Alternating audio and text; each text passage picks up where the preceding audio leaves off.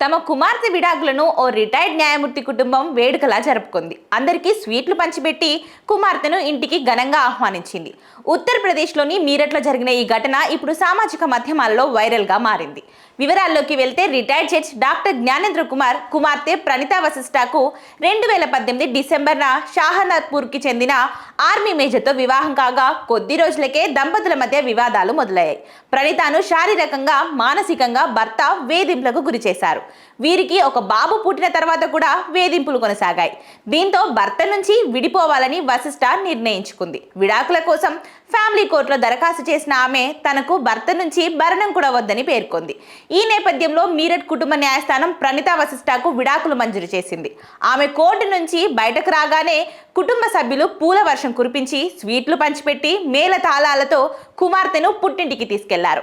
కుటుంబ సభ్యులంతా I love my daughter అంటూ ప్రణీతా ఫోటోలతో ఉన్న టీ-షర్ట్లను ధరించడం విశేషం. రిటైర్డ్ న్యాయమూర్తి జ్ఞానేంద్ర కుమార్ మాట్లాడుతూ తమ కుమార్తె వైవాహిక జీవితం సంతోషంగా లేకపోతే అలాంటి వాతావరణం నుంచి ఓ తండ్రిగా ఆమెను బయటకు తీసుకురావడం తన బాధ్యత అని పేర్కొన్నారు. కుమార్తెలు ఆస్తులు కాదని, సామాజిక అంచనాల కంటే వారి సంతోషం, గౌరవానికే ప్రాధాన్యత ఇవ్వాలని ఆయన నొక్కి చెప్పారు. తమకు ఎటువంటి భరణాలు అక్కర్లేదని ఆయన స్పష్టం చేశారు.